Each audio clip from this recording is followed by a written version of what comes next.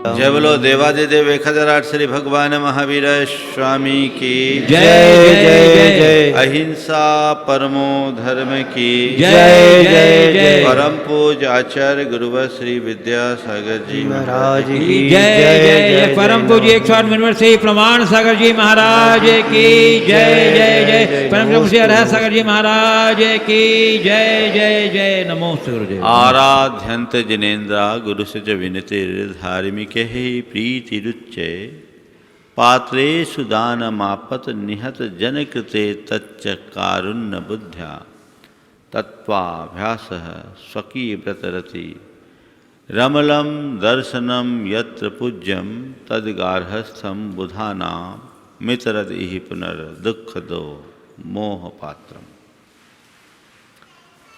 बात आज दान की है। कल मैंने पात्र दान के संदर्भ में कहा था।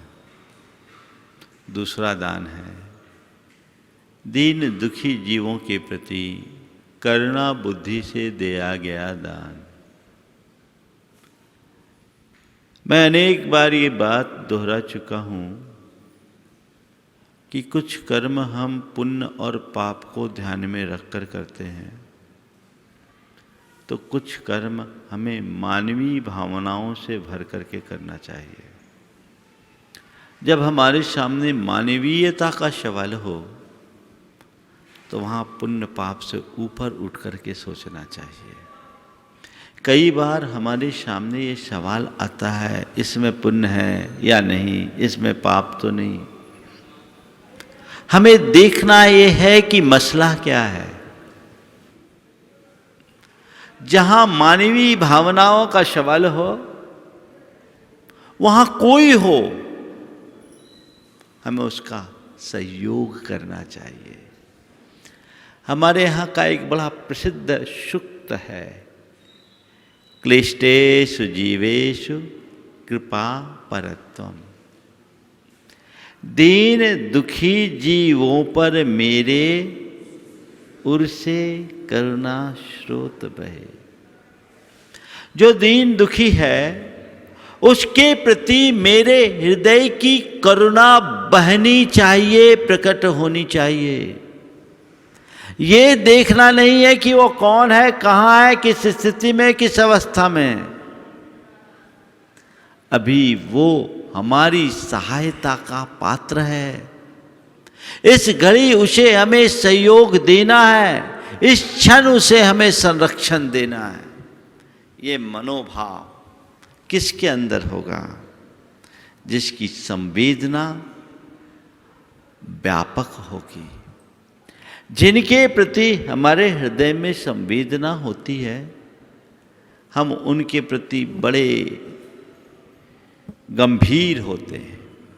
और जिनके प्रति हमारी संवेदना नहीं होती, हम उसकी उपेक्षा कर देते हैं।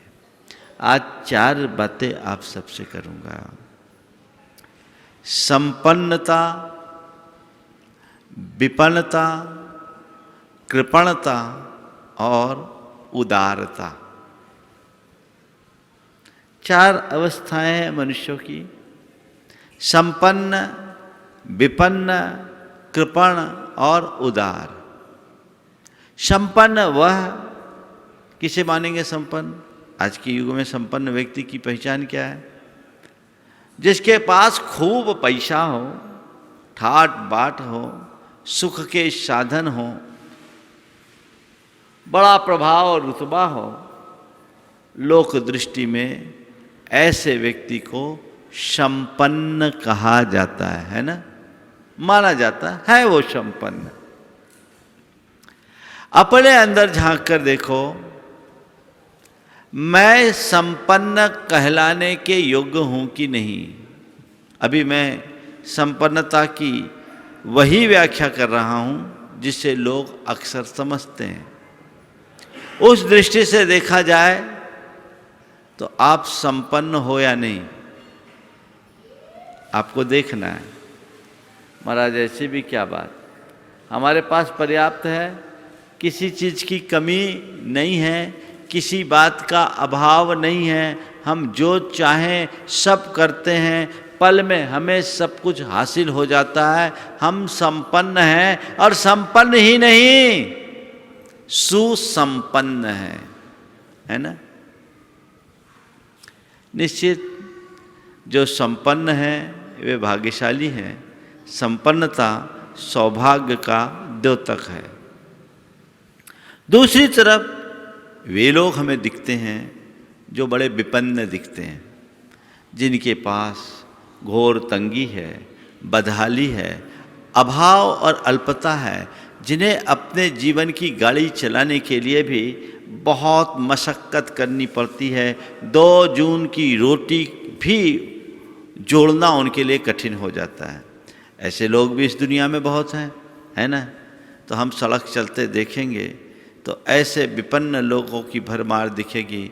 और जब हम विपन्न व्यक्ति की बात करेंगे तो हम यही सोचेंगे इनका भाग्य ठीक नहीं है, भाग्य फूटा हुआ है, ये दुर्भाग्य है ना। निश्चित रूप से यहाँ बैठे एक भी व्यक्ति ऐसे नहीं है जो भाग्यशाली ना हो। सब संपन्न हैं, अपने जीवन की गाड़ी को चलाने में सक्षम हैं, विपन्न नहीं है। लेकिन हमें अनेक प्रकार के विपन्न लोग भी दिखाई पड़ते हैं। नजर आते कि नहीं, दीनहीन भिखारी। तीसरी कोटि के लोग हैं वे जो बड़े कृपण हैं। कृपण यानी कंजूस। कृपण यानी कंजूस। तो कंजूस वो जिनके पास हो फिर भी ना खर्च करे ना दे सके, ना उपभोग करे ना उपयोग करे। ऐसे कंजूस लोग भी हमारी दृष्टि में यदा कदा आ जाते हैं। यदा कदा क्या, बहुत सारे लोग होते हैं। कई लोग कंजूस होते हैं, मक्खी चूस होते हैं, है ना। मक्खी चूस किसको बोलते हैं? दूध में मक्खी घिर गई तो मक्खी को निचोड़ लिया, उसको बोलते हैं मक्खी चूस। ऐसे लोग भी इस दुनिया में बहुत हैं, है ना। तो ये तीसरे श्रेणी के देखिए, उठाइए।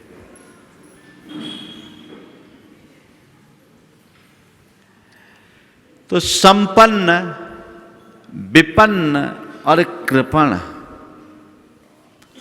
चौथी श्रेणी है उदार मनुष्य की, जिसका हृदय विशाल हो वो उदार कहलाता है। उदार वो नहीं जिसके पास अपार धन हो, उदार वो है जिसके पास खुला हृदय हो। अब जीवन में सुखी कौन? संपन्न, विपन्न, कृपण या उदार? किसको सुखी मानोगे? जिसके हृदय में उदारता है वो सुखी है। यानी सुखी बनना है तो उदार बनो, है ना। सुखी बनना है तो उदार बनो। उदार बनने का मतलब अपना हृदय खुला रखो, हृदय विशाल रखो और अपने धन संपत्ति और अपने संसाधनों का सदुपयोग करो। तो आप संपन्न तो हो गए, संपन्न होना आपका भाग्य है, पर उदारता प्रकट करना आपका सौभाग्य है। भाग्य को सौभाग्य में बदलो। दुनिया में बहुत सारे धनी लोग मिलेंगे, पर ऐसे लोग आपको बहुत मिलेंगे जो सुरा सुंदरी के चक्कर में लाखों करोड़ों बहा दे, लेकिन अच्छे कार्य में एक पाई भी न दे। और ऐसे लोग भी मिलेंगे जिनके पास रखने खाने की भी पूरी व्यवस्था नहीं, फिर भी यदि कोई हो तो उनके लिए अपना दिल खुला रखे। दो तरह के लोग हैं, एक है धनांध और दूसरे हैं धनाढ्य। दोनों के पास धन होता है। जो धन पाकर उसमें आसक्त हो जाता है और धन के अभिमान में अंधा होता, उसे बोलते हैं धनांध। उसे पैसे का बड़ा गरूर होता, अभिमान होता, उसकी बड़ी आसक्ति होती है, केवल पैसा जोड़ जोड़ जोड़ जोड़ कर रखना चाहता है। तो दूसरा है धनाढ्य। धनाढ्य वो है कि जितनी संपन्नता उतनी ही उदारता। वो जितनी तत्परता से कमाता है उतनी उदारता से उसका सही उपयोग भी करता है। मैं आपसे कहूंगा धनाढ्य बनो, धनांध नहीं। धन पाया है तो जितना धन है उसी अनुपात से अपनी उदारता रखो। क्यों रखो उदारता? क्योंकि धन शाश्वत नहीं है। आज है, कल रहे न रहे, कोई भरोसा नहीं। अपनी दृष्टि को थोड़ा पीछे दौड़ाओ, तुम्हारे मानस पटल में ऐसे अनेक चेहरे उभरेंगे जो कभी बड़े धनी मानी हुआ करते थे, आज बदहाली का जीवन जी रहे हैं। हर व्यक्ति 25-50 बरस पीछे जाओ, ज़्यादा पीछे जाने की जरूरत नहीं है। ऐसे अनेक चेहरे तुम्हारे सामने झूलेंगे कि एक समय जिनके नाम की तूती बजती थी, आज उनको कोई पूछने वाला नहीं है। एक वक्त जिनका बड़ा ठाट बाट था, आज फुटपाथ पर है। कल तक जो करोड़पति थे, आज रोडपति हैं। कल तक जो शिखर पर थे, आज सतह पर हैं। देखो क्या कहती है ये, इसका संदेश क्या है? भरोसा मत करना। और ऐसे लोग भी तुम्हारे दृष्टि में आएंगे जो कल तक बहुत साधारण स्थिति में थे, आज शिखर पर है। हर व्यक्ति को, हर गांव, हर शहर में, चाहे छोटी बस्ती हो या कोई महानगर, हर जगह ऐसी तस्वीरें आपके मानस में उभरेगी, दिखेगी। क्योंकि ये जीवन की सच्चाई है, संपत्ति शाश्वत नहीं है। आज है, कल रहे न रहे, कोई भरोसा नहीं। भारत में अनेक प्रकार के प्रतीकों की मान्यता है। उनमें बहुत सारे देवी देवताओं को भी मान्य किया गया। धन के प्रतीक स्वरूप लक्ष्मी को धन की देवी माना गया। आपने देखा कि लक्ष्मी की प्रतिमा प्रायः खड़ी रहती है। बैठी मुद्रा लक्ष्मी की बहुत कम होती है। लक्ष्मी की मुद्रा प्रायः खड़ी है। क्यों? वो हमेशा जाने को तैयार रहती, टिकने को नहीं। समझ गए? वो जाने को तैयार है तो जब तक है उसका उपयोग करो, उपभोग करो, और कोई उपाय नहीं। उदार बनो, उसी में उद्धार है। तो संपन्न हो गए हो तो उदार बनो। प्रायः संपन्न लोगों के यहां उदारता कम देखने को मिलती है। किसी गरीब की झोपड़ी में कोई अमीर आ जाए तो वह पलक पांवड़े बिछाकर उसका स्वागत करता है, पर किसी अमीर की अट्टालिका के पास गरीब आ जाए तो उसे घुसने भी नहीं दिया जाता। वो संपन्न होकर के भी अनुदार है और वो फटे हाल होने के बाद भी उदार है। तो जिसका मन उदार होता है, परमार्थतः वही समर्थ है। उदारता से विस्तार बनता है और अनुदारता हमें बहुत संकुचित मनोवृत्ति का बना देती है, स्वार्थी बना देती है। उससे अनेक प्रकार की क्षुद्रताएं हमारे अंदर हावी होने लगती है। उसे अपने भीतर कभी प्रकट न होने दो, तभी हमारी संपन्नता सार्थक होगी। अनेक तरह के लोग हैं। मैं एक ऐसे व्यक्ति की बात आप सबके बीच कर रहा हूं। उस व्यक्ति ने आज बड़ी संपन्नता पाई, लेकिन उसने अपनी संपन्नता का रहस्य बताया। आप सबके लिए बहुत बड़ी प्रेरणा मिलेगी। उसने कहा, महाराज जी, मेरे पिताजी नमक बेचा करते थे, नमक। लेकिन उन्होंने हमें एक ही मंत्र दिया। नमक बेचा करते थे और वो कहते थे कि देख, तेरे घर के दरवाजे से कभी कोई भूखा न लौटे। कभी कोई आए, हम एक रोटी कम खा लेंगे, लेकिन कभी किसी को भूखा न लौटने देंगे। उन्होंने कहा, महाराज जी, पिताजी ने बहुत अभाव और अल्पता में जीवन जिया। हमें भी आखिरी तक यही सीख दिया कि बेटा, कभी किसी को खाली मत लौटने देना। महाराज जी, हमने शुरू से इसी मंत्र का प्रयोग किया। जैसे हमारी कमाई कम थी तब भी, और आज हमारी इनकम बढ़ गई तब भी, हमने कभी अपना हाथ नहीं खींचा। कभी भी कहीं भी कोई भी अच्छे काम का निमित्त आया, हमने यही मन बनाया, सबसे पहले मैं। आज वो व्यक्ति एक सॉफ्टवेयर कंपनी चला रहा है और एक बहुत अच्छी स्थिति में है। आज भी उसका दोनों हाथ खुला है।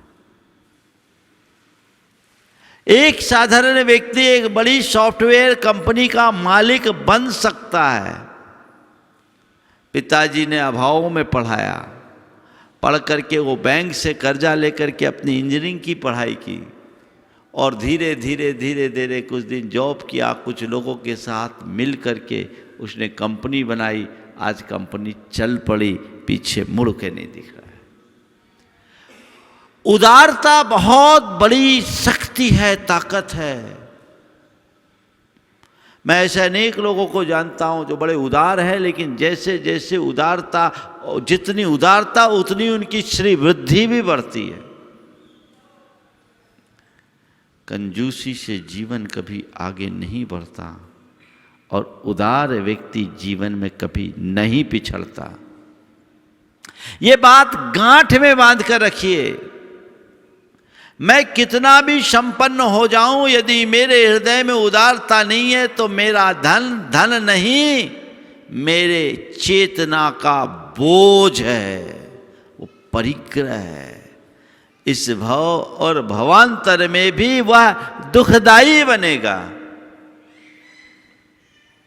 थोड़ी सी उदारता हो जाए तो बड़ा काम होता है। ध्यान रखना, अमीर आदमी को लोग पहचानते हैं और उदार आदमी को लोग चाहते हैं, है कि नहीं? आपको ये तो पता है ये बड़ा अमीर आदमी है, पर उसके प्रति लाइकिंग नहीं होगी। लाइकिंग किसके प्रति होगी? जो भले कमजोर हो पर हृदय से उदार हो। तो संपन्न होने के साथ उदारता भी रखिए। अपनी भूमिका के अनुरूप आप परित्याग कीजिए। हमारी परंपरा में ऐसे अनेक महानुभाव हुए जो उदारता की मिसाल कायम कर गए। जैन जगत में एक हुए जगड़ू शाह। भामा शाह का नाम तो आपने सुनाई, जिन्होंने मेवाड़ पर आए संकट को देखकर अपना पूरा खजाना राणा प्रताप के आगे खोल दिया था। दूसरे बहुत जैनों में उदार हुए। दूसरे उदार की बात मैं आपको बताता हूं। एक जगड़ू शाह थे। जगड़ू शाह ने, उसके काल में गुजरात में महान अकाल हुआ। राजा को मालूम पड़ा कि जगड़ू शाह के 12 कोठार अनाज के भरे हैं। राजा ने अपने दीवान को भेजा कि जाओ जगलू शाह से कहो कि कुछ अनाज उधार दे दे ताकि अभी जनता को बांटा जा सके और जब सुकाल आएगा तो वापस करेंगे। दीवान जगलू शाह के पास गया। जगलू शाह ने हाथ जोड़ लिए, बोले मेरे पास एक दाना भी नहीं, मैं कैसे दे सकता। बात राजा के पास आई। राजा बड़ा नाराज हुआ, बोले ये क्या मामला, ये भी लगता है बेईमान हो गया। जगलू शाह को दरबार में बुलाया जाए। जगलू शाह से कहा मैंने सुना है कि तुम्हारे 12 कोठे अनाज के भरे हैं। जी महाराज आपने बिल्कुल सही सुना है, फिर तुमने अनाज देने से मना क्यों कर दिया। बोले प्रभु जो अनाज मेरा है ही नहीं, मैं आपको दे कैसे सकता हूँ। वो अनाज किसके हैं। बोले मेरे नहीं है। किसके। चलिए आप ही चढ़कर देख लीजिए। राजा को बड़ा आश्चर्य हुआ, अनाज किसका है। मेरा नहीं है, किसका है, चलकर आप देख लीजिए। राजा को आश्चर्य। राजा जगलू शाह के साथ गया, अनाज का एक कोठार खोला। दरवाजा खोलते ही अनाज का ढेर गिरा और उस अनाज के ढेर में खन खनाता हुआ एक ताम्रपत्र गिरा। उस ताम्रपत्र पर लिखा था इस कोठे का संपूर्ण अनाज अकाल पीड़ित मानवता का है। इस कोठे का सारा अनाज अकाल पीड़ित जनता के लिए है। राजा आश्चर्य, एक एक करके पूरे 12 कोठे खोले और सब कोठे में ऐसे ही ताम्रपत्र निकला। राजा हैरान। जगलू शाह ने हाथ जोड़े, कहे महाराज जिससे मैं पहले ही दे चुका वो आपको क्या दूं। जिसे मैं पहले ही दे चुका उसे आपको क्या दूं। राजा ने जगलू शाह को अपने छाती से लगा लिया। जगलू शाह तुम सचमुच में महान हो, मैं कहने को राजा हूं, तुम तो बेताज के बादशाह हो। ये उदारता की बात। बहुत उदार लोग हमारे यहां हुए। एक नाम आता है टोडरमल जैन का। टोडरमल जैन के विषय में कहा जाता है जब गुरु गोविंद सिंह के पुत्रों को अंतिम संस्कार करने की बात आई तो ये कहा गया कि जो अंतिम संस्कार करेगा उतनी पूरी जगह को सोनों की मोहरों से पूरेगा, उतनी जगह में हम अंतिम संस्कार करने के लिए देंगे। टोडरमल जैन के मन में आया ये चीज ठीक है। उन्हें उतनी जगह को पूरे सोने की मुद्रे से भरा और वहां संस्कार हुआ। आज सिख समुदाय के लिए जैनों का एक बहुत बड़ा योगदान है। उदारता हमेशा अपनानी चाहिए। तो उदार बनोगे तभी तुम्हारे हृदय में करुणा का स्रोत फूटेगा, बिना उदारता के नहीं। तो संपन्नता के साथ उदारता। आज देश में संपन्न जैनों की कमी नहीं, संपन्न लोगों की कमी नहीं, पर कितने हैं जो औरों की चिंता करते हैं। कितने हैं, कितने लोगों ने कर रखा है। आज मैं अशोक जी पाटनी का उल्लेख करूंगा। उन्होंने आरके फाउंडेशन के माध्यम से आज भी प्रति वर्ष प्रति माह हजारों विधवाओं को पेंशन देते हैं, अनेक असहायों को सहायता देते हैं, अनेक गरीबों की पढ़ाई में मदद करते हैं, अनेकों की चिकित्सा में मदद करते हैं। जब मैं उनके फैक्ट्री में रुका, उनके ऑफिस में दिखाया तो उनके ऑफिस में बहुत सारी फाइलें रखी थी, इतना ढेर था। अशोक जी ने कहा महाराज बस मेरा यही काम है, सप्ताह में 2 दिन मैं यहाँ बैठता हूँ, पर महाराज जी इसमें एक भी फाइल मेरे बिजनेस की नहीं है। ये सारे लोगों के आए हुए पत्र हैं, मैं देखता हूँ और उनको देख करके रिकमेंड करता हूँ, सबके पास पैसा जाता, बस यही मेरा काम है। मैंने पूछा कितना कर देते होगे, तो उनने बोला महाराज मैंने हिसाब ही नहीं लगाया, नहीं तो अहंकार आ जाएगा कि मैं इतना करता हूँ या मुझे लगने लगेगा इतना लगता है, मैं तो साइन करता हूँ कर देता हूँ। बाद में उनके सीएफओ ने बोला महाराज जी करोड़ों रुपया है, 15 करोड़ से ज़्यादा जाता है हर महीने, साल में नहीं और बहुत। तो ये उदारता। आज हमारे समाज में पैसे वाले तो बहुत लोग होंगे, कितने लोग हैं जो समाज के कल्याण के लिए सोचते हैं। ऐसे लोग मिल जाएंगे जो सामूहिक भोजन कराने के लिए 1 करोड़ खर्चा करवा दे और वहां अपनी तस्वीर लगवा दे भोजनशाला में। पर ऐसे कितने लोग हैं जो भूखों का घर बनने के लिए उत्साहित रहते हैं। बड़े बड़े समारोहों में बोली लेकर के पैसा देने वाले लोग बहुत मिलेंगे, पर अपने कमजोर लोगों को सक्षम बनाने के लिए हाथ बढ़ाने वाले लोग विरल हैं। वहां दृष्टि होनी चाहिए। तो संपन्नता के साथ उदारता, विपन्न हो तो भी उदार हो, भावना अंदर की होनी चाहिए।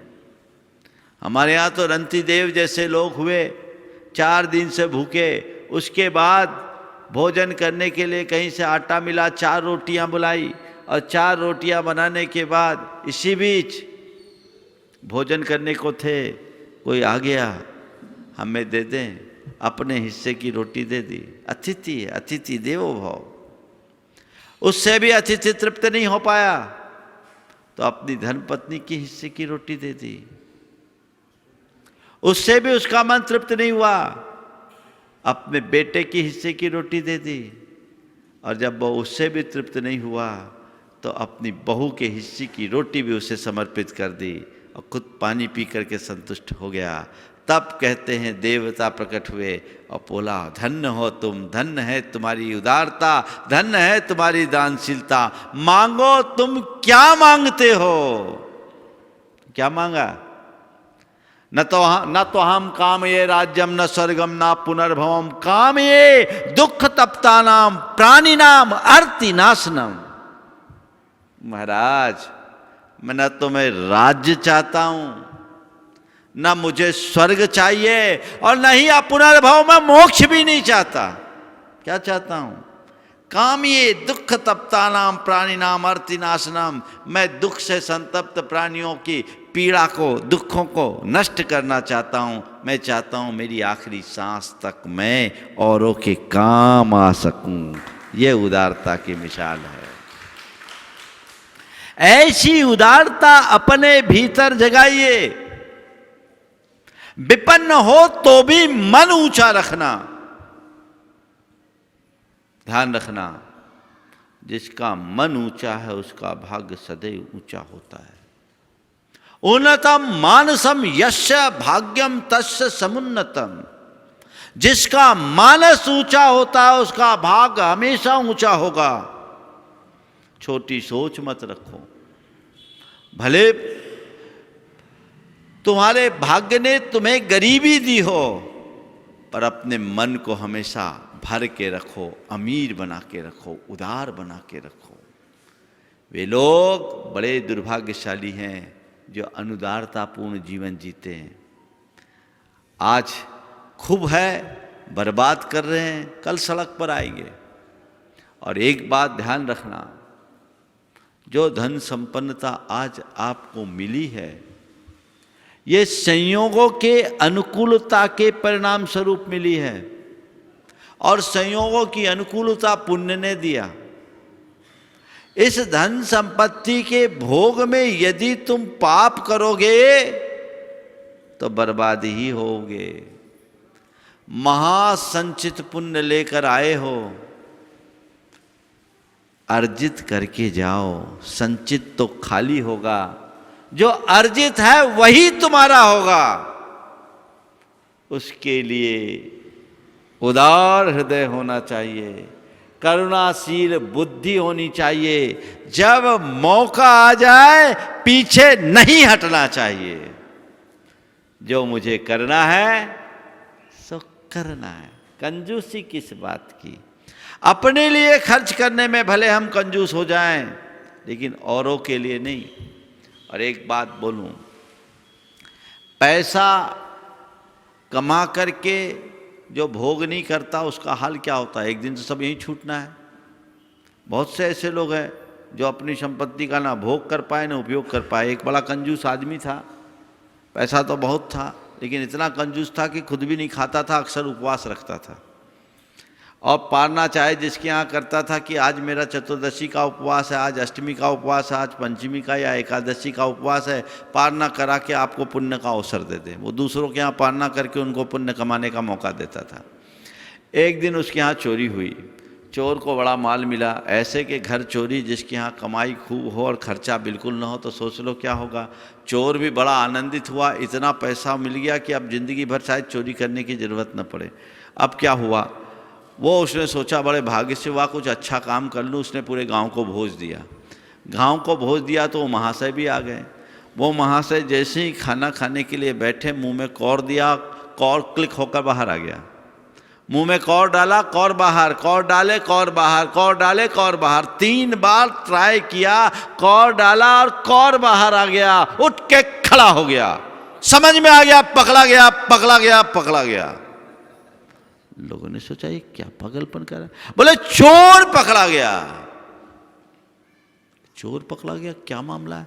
बोले मेरे घर में चोरी इसी ने की, मेरे घर में चोरी इसी ने की। इसका क्या प्रमाण? इसने चोरी की, इसका क्या प्रमाण? बोले आज तक मेरी कमाई का एक दाना मेरे गले से नीचे नहीं उतरा। आज तक मेरी कमाई का एक दाना भी मेरे गले से नीचे नहीं उतरा। ये अनाज मेरे गले से नीचे नहीं उतर रहा है, इस बात का सबूत है कि ये मेरी कमाई का धन है। समझ गए? ये कहानी है। तो ऐसी कृपणता से जीवन को दूर रखो। ज्ञान सागर जी महाराज ने लिखा कि कंजूस से बड़ा कोई दानी नहीं होता, क्योंकि वो अपनी सारी संपत्ति बिना हाथ लगाए छोड़ जाता है। समझ गए? उदारता को अपनाइए। एक नगर में एक बड़ा कंजूस था, पैसा वाला था पर बहुत कंजूस था। युवकों को वहाँ एक अस्पताल बनाना था, छोटा सा अस्पताल बनाना था। अब कैसे करें, तो सबसे पहले उस कंजूस के घर चले गए। उस कंजूस व्यक्ति के घर जब गए तो बोला भैया यहाँ क्यों आ गए, मैं कुछ देता वेता तो हूँ नहीं, तुम लोग बेकार आए, गलत रॉन्ग नंबर डायल कर लिया। बोले नहीं नहीं, हम एक प्रयोजन से आए। बोले क्या है? बोले हम आपका एक दिन के लिए केवल नाम का इस्तेमाल करना चाहते हैं, केवल एक दिन के लिए आपके नाम का इस्तेमाल करना चाहते हैं। क्या करना चाहते हो? बोले देखिए ये पर्ची है, इसको पानड़ी बोलते हैं, इसमें आपका नाम हम सबसे ऊपर लिखना चाहते हैं और इसमें आपकी तरफ से 5 लाख रुपया लिख रहे हैं। भैया मैं दूंगा नहीं, नहीं आपको देना नहीं है, केवल लिख रहे हैं, आप किसी से कुछ कहना भर मत, एक दिन के लिए। बोले भैया कल तुम क्लेम करोगे? बोले हमसे आप एक एफिडेविट ले लो। एफिडेविट लिखवा लिया और 5 लाख रुपया सबसे ऊपर। अब वो लोग मार्केट में गए, देखो अरे वो आदमी जो 5 रुपया नहीं देता 5 लाख दे दिया, गजब, उसने 5 दिया तो हमारे भी 5 लिखो। जिसको 50,000 देने थे वो 5 लाख लिखा दिया, जिसे 10,000 देने थे वो 1 लाख लिखा दिया। पूरे शहर में, बस्ती में गांव था, उनका जो टारगेट था उससे ज़्यादा पैसा आ गया। दूसरे दिन फिर वे अपने वादे के अनुसार उसके घर गए, खबर किया तो वो खुद लेने आया, भीतर बिठाया, सबको दूध पिलाया। पहले दिन पानी को भी नहीं पूछा था, आज तो उसका व्यवहार बदला बदला था। इन लोगों ने कहा भैया आपको हम लोगों ने जो वादा किया था आज हम उसे पूरा कर रहे हैं, आपका नाम लिस्ट से हटा रहे हैं। बोले नहीं लिस्ट से हटाओ मत। अलमारी से 5 लाख रुपए उठाए और दिए, ये लो, ये रुपये लो, जो लिखा है वो लो। सबको आश्चर्य। बोले क्या? बोला मैंने जीवन भर पैसा कमाया, वो सुख नहीं पाया, लेकिन कल पूरे शहर से मेरे पास इतनी बधाइयां आई, इतनी बधाइयां आई कि मैं अभिभूत हो गया। सब लोगों ने मेरे इस कार्य की सराहना की तो मैंने सोचा केवल नाम के दान से इतना श्रेय मिलता है तो यथार्थ में दान देने का क्या मजा। मैंने तय कर लिया है कि अब दान लो। मैंने जीवन भर कमा करके वो मज़ा नहीं पाया जो आज एक बार केवल नाम के लिए लगा करके पाया। मैं तुम लोगों से निवेदन करना चाहता हूँ कि अब जब कभी भी कोई अच्छा कार्य का प्रसंग आए तो उसकी शुरुआत मुझसे करना, क्योंकि कमाने का जो मज़ा है उससे अनंत गुना मज़ा लगाने का है, देने का है। तो देने का भाव हमेशा रखो। अल्प सामर्थ हो तो भी देने का मनोभाव बना के रखो, उसमें कमजोर मत करना। उन्नति उसी में होगी। उन्नति हो या ना हो, संतुष्टि और प्रसन्नता का आधार तो केवल यही है। इसी आधार पर अपने जीवन को आगे बढ़ाएं। तो करुणा भाव हृदय में होना चाहिए। दीन दुखी जीवों पर मेरे ओर से करुणा स्रोत बहे के भाव होने चाहिए। हम देखें, अपनी संवेदनशीलता को बढ़ाएं। थोड़ी थोड़ी बातों में लोग बहुत क्षुद्रता को प्रकट कर देते हैं। उस क्षुद्रता से हम अपने आप को बाहर निकालेंगे, तभी हमारा जीवन धन्य हो सकेगा। आज अधिक विस्तार न देकर मैं यहीं पर विराम ले रहा हूँ। बोलिए परम पूज्य आचार्य गुरुवर श्री विद्यासागर जी महाराज की।